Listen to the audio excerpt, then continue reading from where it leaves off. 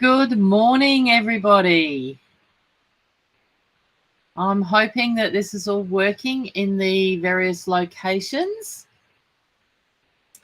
and I'm pleased that you can join me. Now, I'm Tracey Browning, and today we're doing episode 2 of the basic IQ problems or real stories.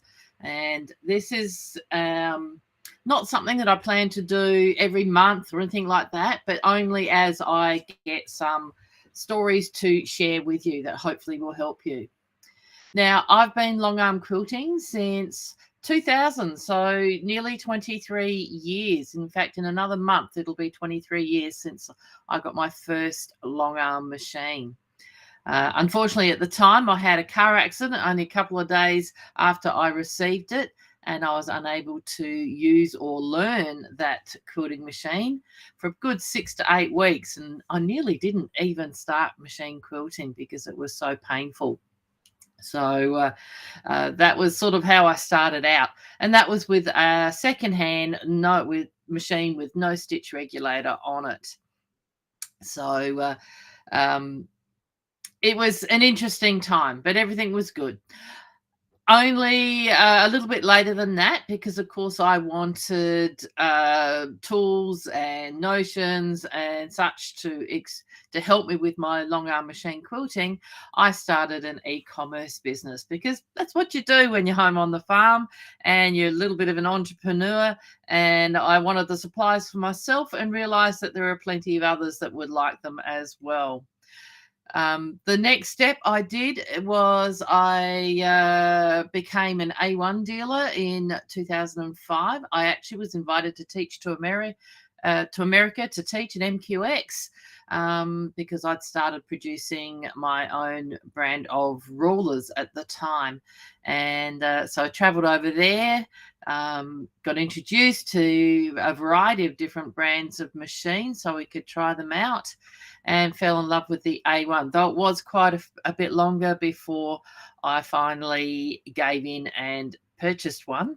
But that's another story for another day. Okay, after that, 12 months later, actually, what happened is I saw the Intelliquilter, the prototype, at MQS in 2006.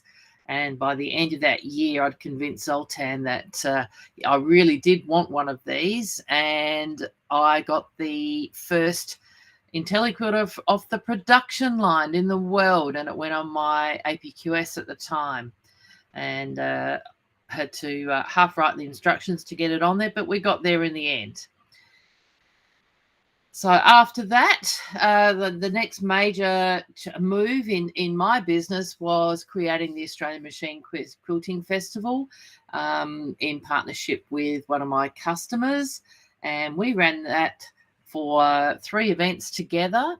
And then Sharon retired, and the last 2 events I did on my own with my family. But that was a major event with lots and lots of international and national teachers, 90 odd classes, lots of students, and also the exhibitor hall. So that was a fun time. I did sell that in 2019, just before COVID, so that was a relief. But the very next one is when's the next one? In another week's time. The new owners have finally, after three lots of postponement, have gone ahead, and it will be happening in a week's time. So I've been madly preparing all my stock, all my shop, as well as all my classes, because I'm teaching 6 classes live this time. So that'll be a new novelty to go back to teaching face to face. So that's just a little bit about me. After I sold Festival was when the idea was born for Machine Quilting Academy to try and support customers when we couldn't travel and we couldn't run these events. So that's how IQ Summit was the first thing that started. And anyone that's been along is fully aware of how we started that on a different on a different platform. Sorry, I'm just checking. I'm getting these pop-ups here.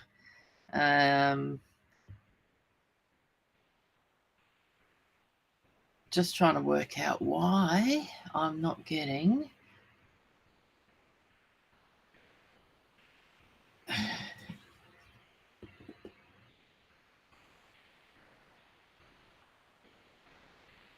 Okay, so no, I don't know what's going on here.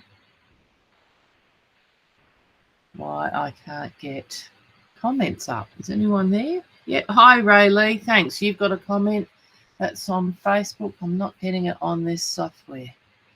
But here we go. Now I can finally see some comments. Hi, Connie. So this should be going live in both YouTube and in the Facebook group and on the Facebook page. And I believe I'm there. Yeah, I'm working on those two, but I haven't checked the Facebook page. So hopefully, this continues to work. I've had all sorts of issues and even have to get a new computer very soon. Right, where were we? So yes, started Machine Quilting Academy. I've got 2 different levels now of membership, plus lots of individual courses to try and help people just make the most out of their Intelliquilter system and also running a machine quilting business if that's what you choose to do. But today is all about real stories. So why won't this now change?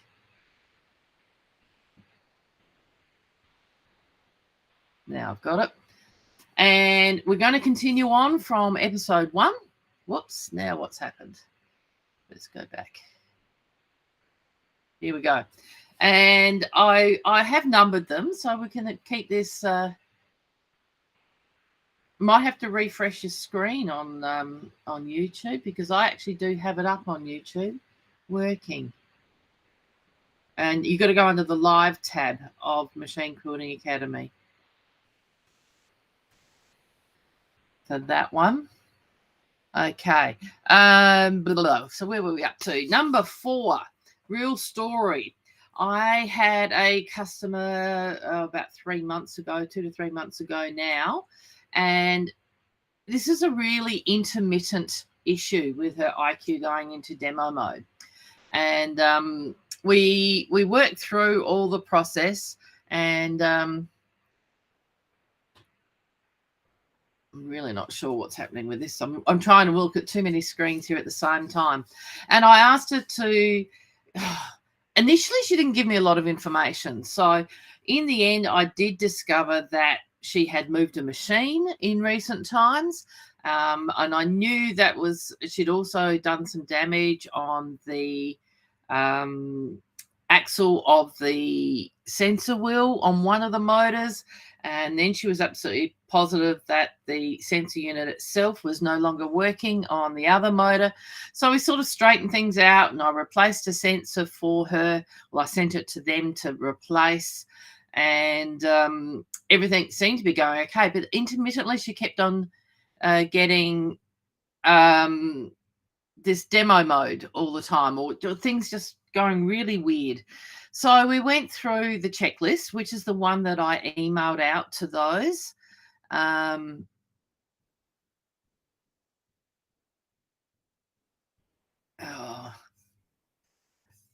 get to you in a minute, Marie. We went through that checklist, which is on the Intelliquilter support pages, and I did email that out. So I do hope people have had a bit of a look. And then we verbally went through quite a few things as well. So I'd asked her to unplug and replug the X and Y motor plugs, because she was absolutely positive it was the motors that weren't connecting properly. And the basics: check that the power is turned on, check that the LED light is on the motor power supply, check the motors to see if the power is getting to them, and there was power, there were lights on everywhere. And I also I've got some photos here so you can see where to look to find the light on those motors. So you can see on the top with the new motors, and underneath there's a green light on the older style motors. I'm just going to hide my video. So behind, yep, and that's the motor power supply there. So you can see the little green light that's circled in red. Maybe it's just my computer that does that, but I've done that now. And so we checked all of those things, and they were all on. And then I went back and we looked at the support page, and it's really important that we do follow the process that support asks us. There's a reason why we do things in that order. So that's why I've gone now back to that just to see. And she told me that's what she'd done before, which was great. And but we did discover that she'd missed a step. So the steps that you really should be taking is go to utilities, configuration, interface setup, and start that communication test. That is usually the first thing I ask people to do. And here you'll find out the interface, the X motor and the Y motor, and what error codes are on there.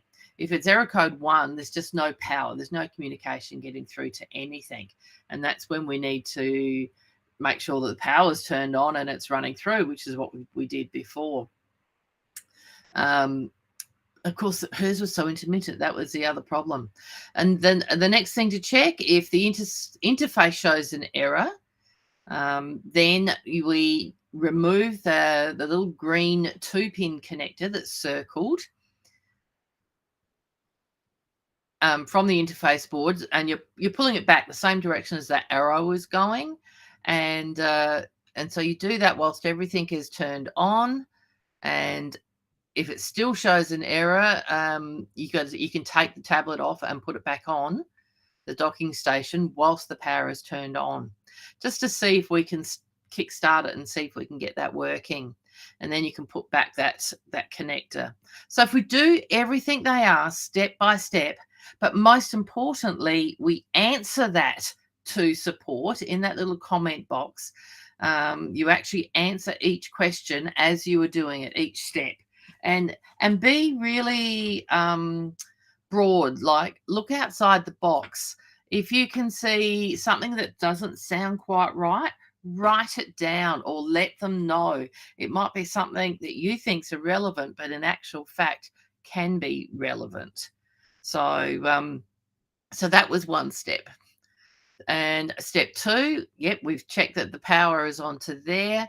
If that's not turned on, then of course common sense tells us we have to follow the power right back to its origin. So where it's plugged into your power point, your 110 or your 240 volt outlet, and make sure that it's turned on there.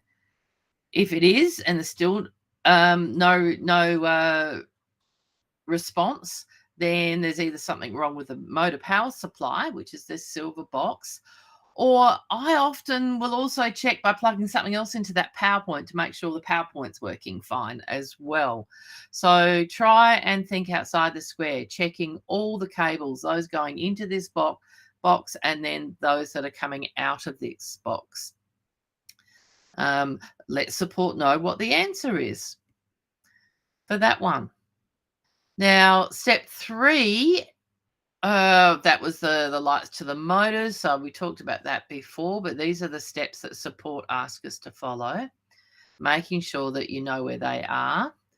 Now, one really important thing with this motor power supply, most people have that little black cover that is over all the terminals, and that is to protect you, because that's some pretty heavy duty power that heads into there, and you don't want to be touching those terminals at all with anything whilst the power is turned on. So what they're asking us here, if the light is off to both the motors, in big words, unplug the motor power supply, and then we can check. So not just turn it off at the wall, I want you to unplug it from the wall, because I don't want any danger of you electrocuting yourselves by taking that cover off. Now, some of the really old versions of this motor power supply that were sent out in the really early days don't have that black cover. Let support know that, and they will send you one. I know when I used to install them, I would totally wrap that up in electrical tape, so there was no chance whatsoever of any little fingers or accidental screwdrivers poking in there for any reason whatsoever. I wanted to make sure that that unit was safe. It needs airflow around it, so we couldn't put it in a box or totally cover it up. But those terminals, it's really crucial that you remove the plug from the power outlet before you start playing around anywhere in this area. So once you've removed that plug, make sure that you check all the wires, that there's no breaks or looseness or anything. And then also make sure that, I think that's on the next slide, yep, that those wires are firmly clamped into the terminals. So just give a little gentle tug on them and make sure that the ends of those wires are really firmly clamped in those locations. If they have fallen out, then contact your dealer or support. I think on one of the previous slides, you can see exactly which wire goes to the positive and which one goes to the negative as well, making sure that you've got that correct. And then replace the cover before we plug anything in. Now, this step is really crucial, and don't skip over it if you're confused. There's that little plastic black junction box, which is located somewhere to the rear of your machine. It's either on the crossbar of your carriage, it might be on one of the rails of your carriage. It could be hanging down from one of the rails. It could be screwed into one of the rails, into the side of it for APQS. Over the years, there are lots of places where this junction, or how this junction box has been mounted to your particular brand of machine. So it is important that you have a good look at it. You can be, this is when support asks you, can you go jiggle the wires? And it's jiggling the wires that go into this little black junction box. And this is what it looks like on the inside. It's actually just your 4 cables going in and out, or it's the power cable that goes in, which is the one on the top in this particular picture. You'll soon work it out, because that's the one that's coming directly from that motor power supply in the previous slide. And then the other 3 cables, one goes out to the X motor, one goes out to the Y motor, and the last one goes out and all the way up the throat of your machine to the docking station. And that's what is the 2-pin green connector, and also the tablet power supply that plugs into the round plug in the back of your docking station. So that's what all those wires do. Not happening on Facebook at the moment. Yeah, I've got 14 people, Strella, on Facebook. Free, maybe just refresh your page.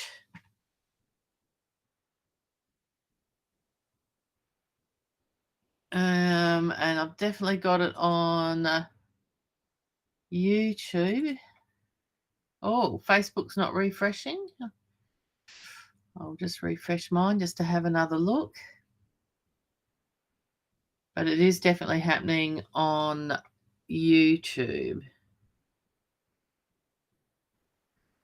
Oh, gotta love technology, don't we? Everybody. Yeah, now it's working. I refreshed my Facebook and it is working on that. You wouldn't believe how many computers and monitors I have sitting here to make this work today. Okay, refresh the page and it came back for me on this one.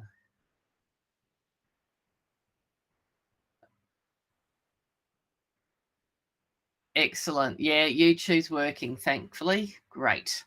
Where were we? So we're up to this junction box. Now, these wires, thanks, Kelly. If you jiggle and you get a response on your screen, you know, on that communication test screen where you've got the interface, the X and the Y motor, if you can jiggle a wire and you're getting different error messages or it starts flashing, then it is a definite sign that you need to inspect this junction box further by removing it and popping that back cover off. And that's all. It's not held on there with anything. It might be a tiny bit of glue, so get your bobbin screwdriver, your really tiny one, and you can get into the edges of that back cover and just pop it off so you can see inside. And you need to make sure that everything looks good in there and that everything is still firmly plugged in. So push all those connections back in again, and then test it to see whether it's working better and make sure that they're all looking as they should. So that is a big thing there to make sure that nothing is damaged. So getting back to my customer, we went through, she'd gone through all of this before on her own and couldn't come up with an answer at the time. And so she decided that she'd send them both the motors back to me because she was absolutely positive it was the motors. They'd already damaged them earlier. So I'd sent parts, they'd fix them, and they'd been working again for quite a while. So I said, okay, send them back to me, and I was going to test them and fix them here, thinking it could have been something else. But when I got them, I ran them for nearly 5 hours and I didn't have any issues whatsoever. So I sent them back and she was still getting the same, but this time they were a bit more consistent issues with the machine in demo mode. And I thought, well, what on earth is going on? So we revisited this document again over the phone and we stepped through everything. And one of the things, you know how I said about not focusing just on one thing, really having, letting me know or letting support know other things that you might notice. Well, the one thing that we noticed that was that there was power to the motor power supply and the motors. They were all turned on, but her tablet wasn't charging. There was no orange light and the tablet wouldn't turn on this time. Now, prior to this, she'd had a large lithium battery, but it was about had it. So I said, please remove that. And now her tablet wouldn't turn on. So what we realized is the tablet wouldn't turn on. So that means there was no power getting through that wiring harness to run the tablet. But there was enough power originally it was coming and going. It was intermittent to the power to the motors. So that gave me a clue straight away, and we had to go back and triple check all those connections again on the motor power supply. But what actually happened in the end, they hadn't opened the junction box. All they'd done was wiggle things and didn't really get a lot of response earlier when it was intermittent. But by now, nothing was happening. And when they opened up, this is their pictures, you can see that the terminal is all brown and burnt and melted. And that was what her problem was. And over time, that had been happening. So again, this is definitely a real story. So the answer really was we replaced that wiring harness completely because it had been damaged, probably beyond repair. We could try to fix it, but I would always be anxious that had done more damage to that little green board than what we thought. So why would this happen? And I was a bit lucky the day that I was on the phone to her because my son was here at the time, and he's an electrician, and I often have to ask him for more information or explanations on why things happen and what the results could potentially be. And so that was pretty handy. Now, this IQ is 12 years old. It's been working really, really hard. And as I said earlier, she'd moved it in the last few months to a new location and had done some damage at the time. We thought she'd fixed it all. And potentially it was more than one thing that happened, and we just had to look at everything instead of just one thing at a time. So for the power into that junction box from the motor power supply to burn or melt, it could have been a number of things. In my mind, the most obvious thing or possible thing would simply be there's been some stress on that cord, and it's so easy to do. She's got dogs in the house. Adults can trip on that grey cord that has to travel with the machine when you're cleaning or even just walking around the back of the machine. And if you just pulled that plug just a little bit off of those terminals, then power can still get through. But the more often this happens, or the more the machine is moving and being used, it could be working its way loose off those terminals. And not having a consistent connection could potentially heat it up, and over time cause that melting and burning. Power surges are another possibility my son did mention, and also it's getting old, it's age, and lots of quilting, and this machine has certainly done a lot of work, and that cable it moves. That's with the one part of the wiring harness that is always moving when our Intelliquilter is working. So that's the potential whys, but it did take us a long time, because I would imagine that that plug had only slightly been pulled off those terminals initially, and then the more she was using it, it started pulling off more and more and causing those issues. And so until it started happening all the time, it was a really hard one to diagnose. So that was a real story for number 4 real story, that one. Okay, so here we go. Number 5. Now, this one also spent quite a few months trying to solve this particular problem. And it was from Christine, who's a customer of mine, way over on the East Coast, about 18 odd, 20 odd hours driving from me. And these are her words. She wrote all this out for me, so we can go through what she said. But it was over a period of several months, and I did chat to her every so often, and it was so intermittent that it made it so difficult to diagnose. And she did a sterling job, definitely trying to pin it all, purely because I want you to understand how persistent she was and how outside the box she was thinking to try and diagnose this issue. And yeah, it would behave as if it was in preview mode. So that means the motors are connected, but it wouldn't start her. She's got a gamble machine. It wouldn't start her machine stitching when it was supposed to.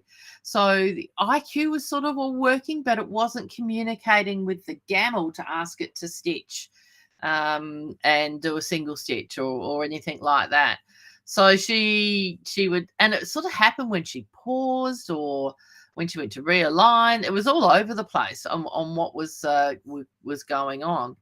So she tried. These are the huge lists that she tried on all the things. She'd unpick, she'd reboot the machine and the IQ. She'd step through the IQ backwards, then forwards, and then restart again. Toggle between manual and regulated stitch on the gamble. Checked all the visible connections and wiring. She reseated the IQ. She tilted the IQ back further in case we're having more communication issues, but we weren't really having communication issues so much because it was in and out of preview mode, like it wouldn't start the gamble stitching.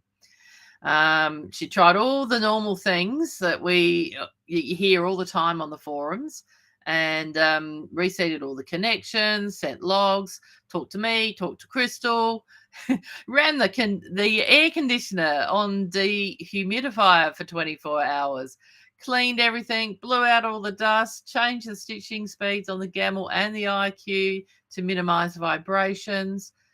Check I laughed at this one. Check the tension of the quilt sandwich, even though it wasn't logical.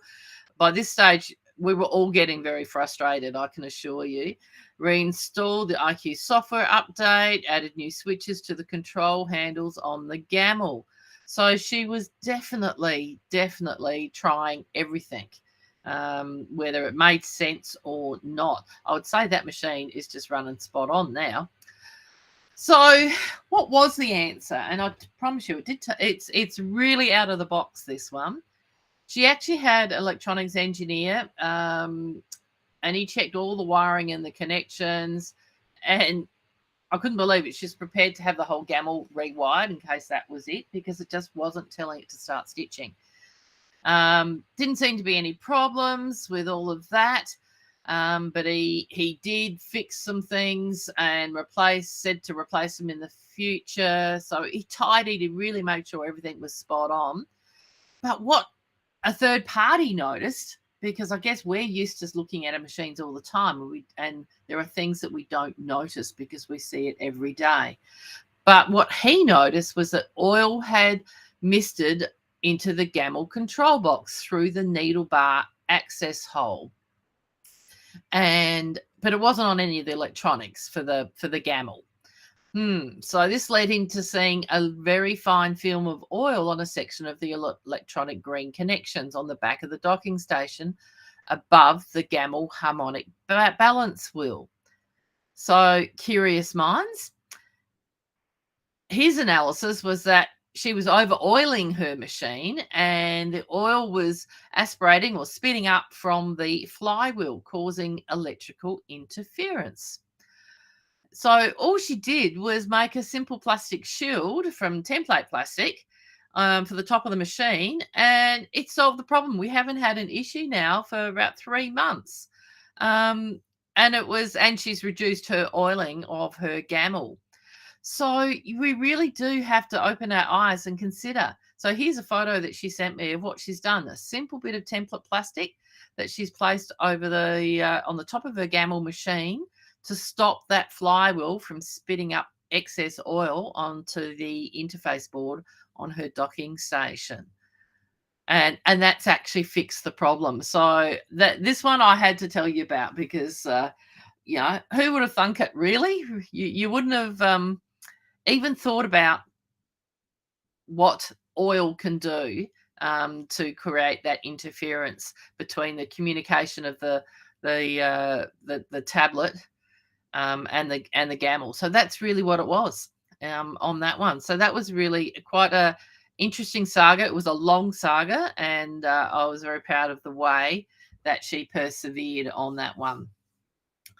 So just taking a quick break, I did get some feedback from episode 1 of Real Stories, which was just lovely. And it was just it was great to stop and be reminded of the basics, and which is what we did in episode 1. And it isn't always IQ at fault. And sometimes it's the long arm, or our cells are often the root cause of the problems. And that's exactly what the issue was for Christine's machine, is over oiling and not realizing the Gamel was spitting that back up onto the interface board on the back of the docking station. Okay.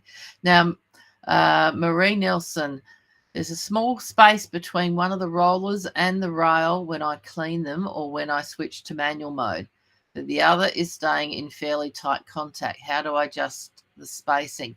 Okay, so those wheels, the rollers, the drive wheels, when your Intelliquilter is in manual mode, you should have a gap between the drive wheel and the track at all times.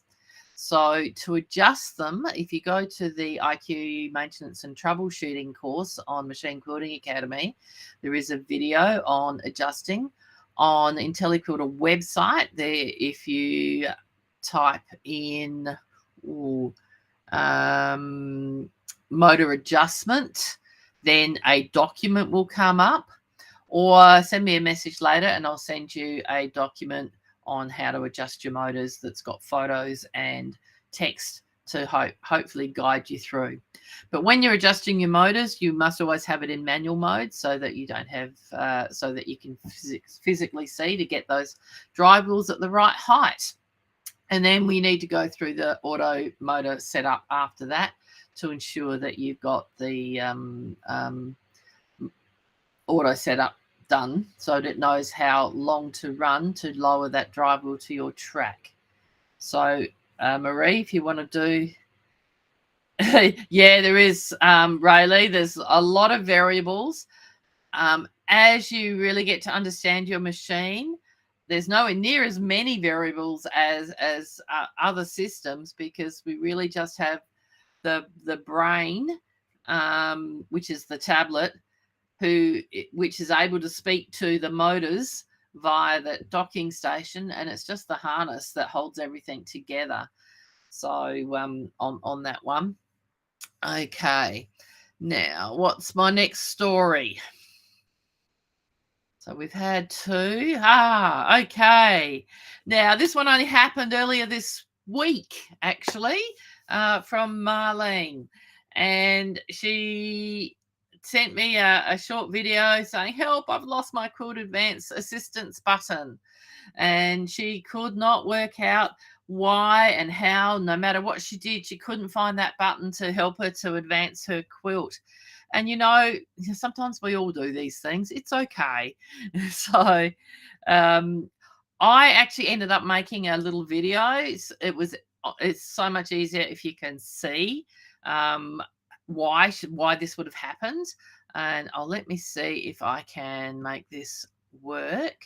And I need to change it to maybe this one and play, so that I hope this works. You can see what we did or how this happened.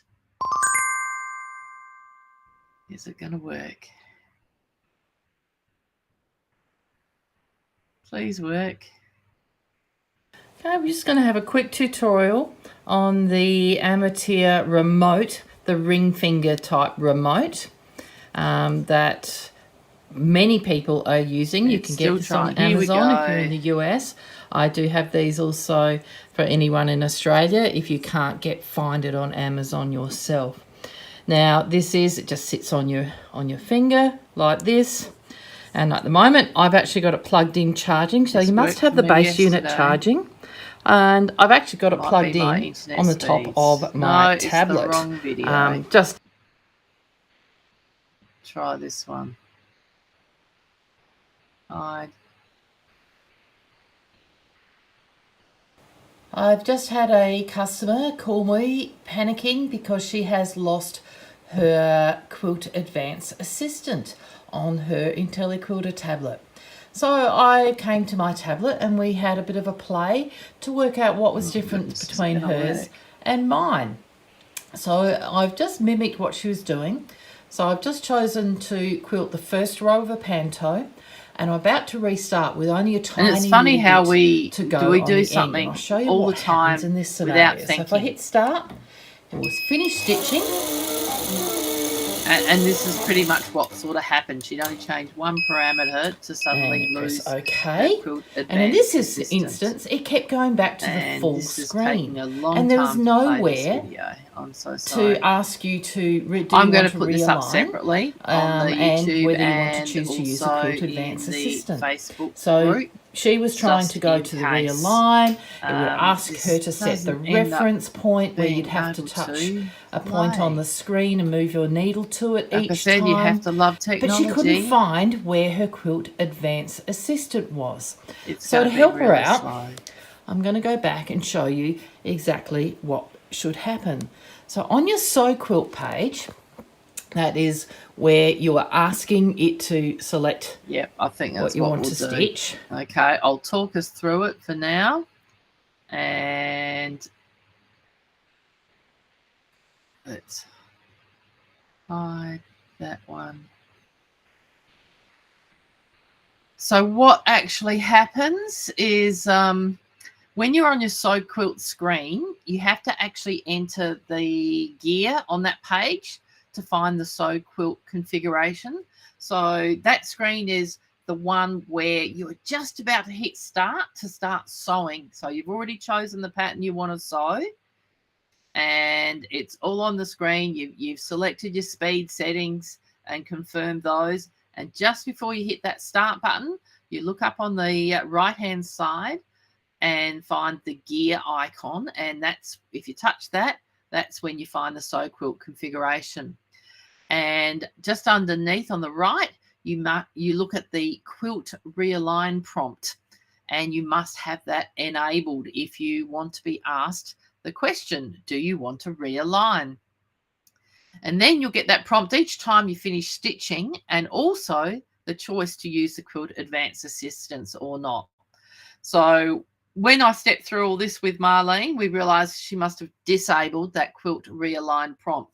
So then once she finished stitching that particular row, it happened to be a pantograph, but that particular pattern, it didn't ask her, do you want to realign? It just went back to the full screen of the quilt that was on there.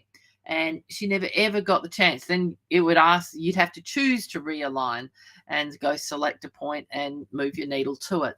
But you just didn't get that question, do you want to realign, which then leads into doing it manually, or whether you want to use the Quilt Advanced Assistance.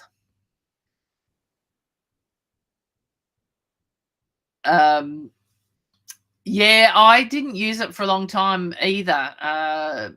So if you haven't tried it, just have a play. You might be surprised on how much you like it. For Marlene, she liked using it because she would put her needle down and then advance the quilt, and that would allow it to be absolutely spot on. So she didn't use the tape method that the Quilt Advanced Assistant suggests you to use. She's still put her own spin on it, but that's how she would do it. But she needed that Quilt Advanced Assistant to make it work in that manner. So there is a short video. It's only about less than 3 minutes, and I will post that direct. And the same thing's going to happen, I think, for the next problem that I had, number 7. Someone was having issues with their amateur remote to work with your Intelliquilter, and I made about 3.5-minute video.